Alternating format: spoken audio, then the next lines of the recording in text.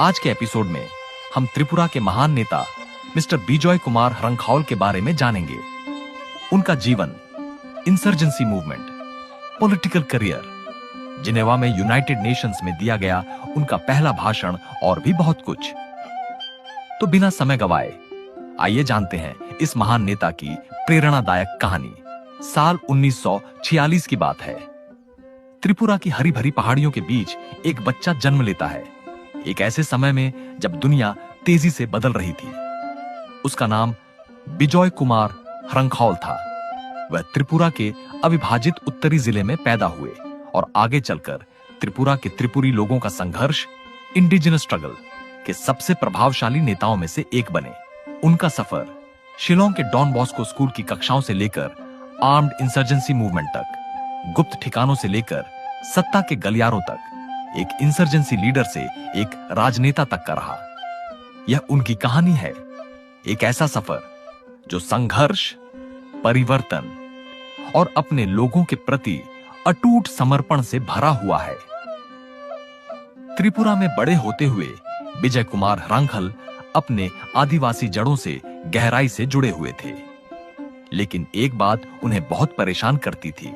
वह जमीन जो पीढ़ियों से उनके पूर्वजों की थी, अब केवल उन्हीं की नहीं रह गई थी।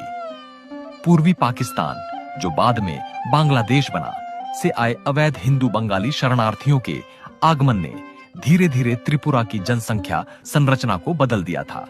इसके कारण त्रिपुरी आदिवासी लोग अपनी ही मातृभूमि में अल्पसंख्यक बनने लगे। उनकी भाषा, उनकी संस्कृति और उनकी पहचान धीरे धीरे मिटती जा रही थी। ये विचार उनके मन में हमेशा बने रहे जब वे अपनी पढ़ाई के लिए शिलोंग के डॉन बॉस्को स्कूल गए। शिलोंग विविधता और बौद्धिक माहौल के लिए जाना जाता है और वहीं से उन्होंने 1962 में स्नातक किया। लेकिन उनके मन में अपने लोगों के संघर्षों को लेकर जागरूकता और अधिक बढ़ गई थी। अपनी पढ़ाई पूरी करने के बाद बिजय कुमार हरंखाउल ने लिंडा हरंखाउल से शादी की। इस दंपति का एक बेटा हुआ जिसका नाम बोरकुंग हरंखाउल रखा गया। राजनीति में पहला कदम 1967 तक उन्होंने राजनीतिक गतिविधियों में कदम रखना शुरू कर दिया। महज 21 साल की उम्र में वे त्रिपुरा उपजाति युवा समिति, त्रिपुरा उपाजाति जुबा समिति TUJS के संगठन सचिव बने। यह संगठन आदिवासी लोगों के अधिकारों की रक्षा के लिए संघर्ष कर रहा था। युवा हरंखाउल को लोकतंत्र में विश्वास था। उनका मानना था कि संवाद और राजनीतिक प्रयासों से बदलाव लाया जा सकता है। लेकिन समय के साथ उन्होंने देखा कि गैर आदिवासी नेताओं का राजनीतिक दबदबा इतना अधिक था कि त्रिपुरी लोगों की आवाज बार बार दबा दी जाती थी। उनके भीतर निराशा बढ़ने लगी। उन्हें एहसास हुआ कि सिर्फ शब्दों से उनके लोगों के अधिकार वापस नहीं मिलेंगे। उन्हें अपने संघर्ष को एक नए रास्ते पर ले जाना होगा। 1970 के दशक के अंत तक उन्होंने और उनके जैसे कुछ अन्य लोगों ने महसूस किया कि शांतिपूर्ण आंदोलन विफल हो रहा है। यदि सरकार उनकी बात नहीं सुनेगी तो उन्हें मजबूर करना होगा कि वे सुने। इसी सोच के साथ 1978 में हरंखाउल ने एक साहसी और निर्णायक कदम उठाया। उन्होंने त्रिपुरा नेशनल वॉलंटियर्स TNV नामक एक उग्रवादी संगठन की स्थापना की, जिसने भारतीय सरकार के खिलाफ हथियार उठा लिए। जो एक राजनीतिक संघर्ष के रूप में शुरू हुआ था, वह अब सशस्त्र विद्रोह में बदल गया। TNV ने हिंसक आंदोलन छेड़ दिया, जिसमें सरकारी बलों और बुनियादी ढांचे को निशाना बनाया गया। वे एक संदेश देना चाहते थे, त्रिपुरा के आदिवासी लोग चुपचाप नहीं बैठेंगे और अपनी पहचान को मिटते हुए नहीं देखेंगे। 10 वर्षों तक TNV उत्तर पूर्व के सबसे खतरनाक विद्रोही संगठनों में से एक बना रहा। लेकिन हर हमले और हर जान जाने के साथ हरंखाउल के मन में एक सवाल उठने लगा, क्या वास्तव में यही सही रास्ता था? 1983 में उन्होंने एक अप्रत्याशित कदम उठाया। उन्होंने प्रधानमंत्री इंदिरा गांधी को एक पत्र लिखा। यह एक हताश अपील थी, जिसमें उन्होंने समझाया कि उन्होंने हथियार उठाने का रास्ता केवल इसलिए चुना था क्योंकि शांतिपूर्ण प्रयास विफल हो गए थे। फिर भी वह मानते थे कि एक और तरीका हो सकता है। शायद अभी भी बातचीत की गुंजाइश थी। फिर 1988 में वह मौका आ गया। वर्षों की हिंसा और रक्तपात के बाद प्रधानमंत्री राजीव गांधी के नेतृत्व में भारतीय सरकार ने शांति का प्रस्ताव रखा। टीएनवी को वार्ता के लिए आमंत्रित किया गया और हरांखल ने एक ऐसा निर्णय लिया जिससे उनका जीवन हमेशा के लिए बदल गया। उन्होंने हथियार छोड़ने का फैसला किया। इसे टीएनवी समझौते के रूप में जाना गया, जिसमें विद्रोहियों ने हिंसा छोड़ने पर सहमति जताई और सरकार ने आदिवासी समुदायों की समस्याओं को हल करने का वादा किया। यह शांति समझौता ऐतिहासिक था।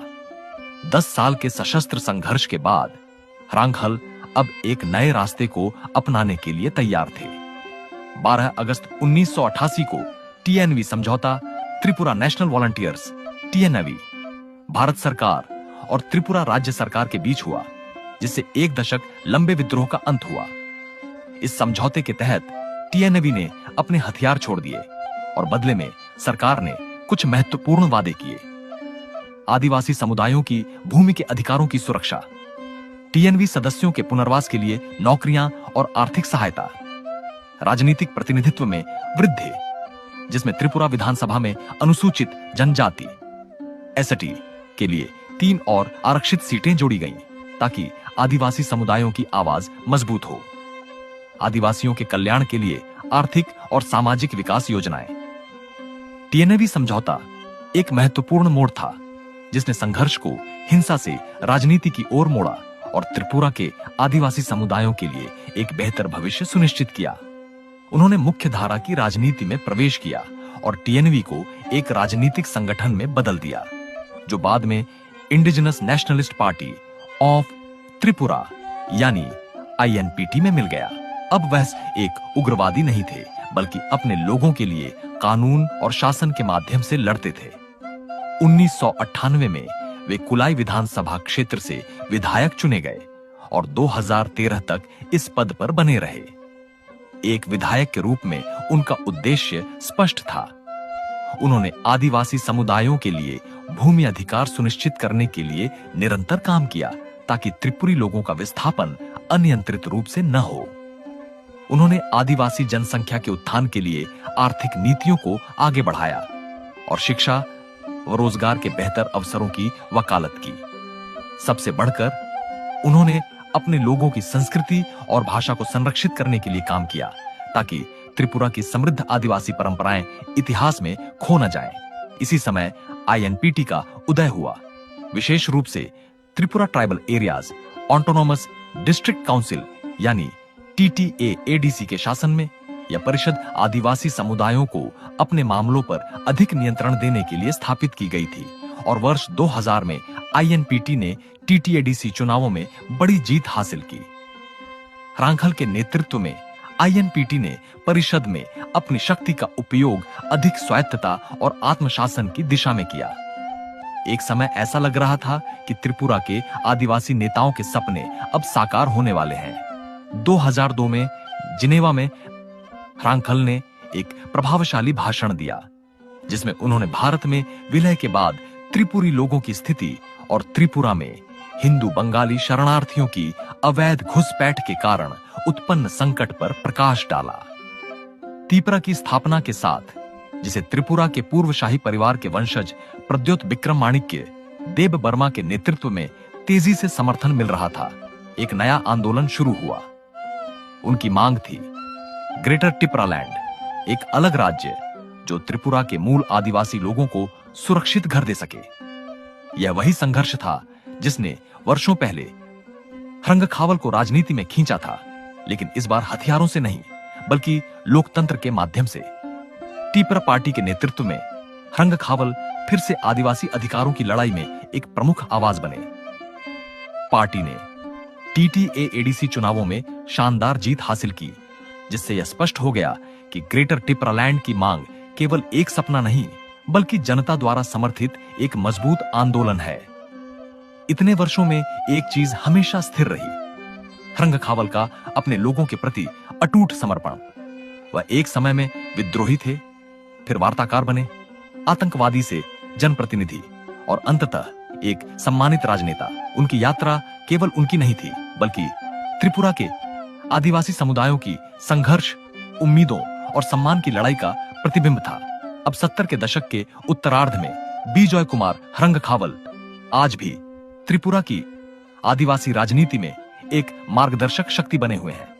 वह दशरथ देबबर्मा, जो त्रिपुरा के पहले और अब तक के एकमात्र आदिवासी मुख्यमंत्री थे, के बाद सबसे सम्मानित त्रिपुरी नेताओं में से एक माने जाते हैं। उनकी विरासत केवल उनकी लड़ाइयों में नहीं, बल्कि उन पुलों में भी है जो उन्होंने संघर्ष और शांति, प्रतिरोध और शासन, अतीत और भविष्य के बीच बनाए। जैसे जैसे ग्रेटर टिपरालैंड आंदोलन आगे बढ़ रहा है, एक सवाल बना हुआ है, क्या उनका सपना आखिरकार साकार होगा? इसका जवाब केवल समय ही देगा। लेकिन एक बात निश्चित है, उनकी कहानी एक ऐसे व्यक्ति की कहानी जिसने विद्रोह से नेतृत्व तक का लंबा सफर तय किया, त्रिपुरा के इतिहास में हमेशा के लिए दर्ज रहेगी। हम उनकी शीघ्र स्वस्थ होने की प्रार्थना करते हैं, ताकि वह फिर से अपने लोगों के बीच लौट सकें और उनके अस्तित्व, पहचान और अपने भूमि के लिए संघर्ष में उनका नेतृत्व कर सकें। अगर आपको यह वीडियो पसंद आया और आप त्रिपुरा के लोगों और संस्कृति के बारे में और जानना चाहते हैं, तो कृपया लाइक और सब्सक्राइब करना न भूलें। इसे अपने परिवार और दोस्तों के साथ साझा करें, ताकि हमारे राज्य और इसकी समृद्ध विरासत के बारे में जागरूकता फैलाई जा सके।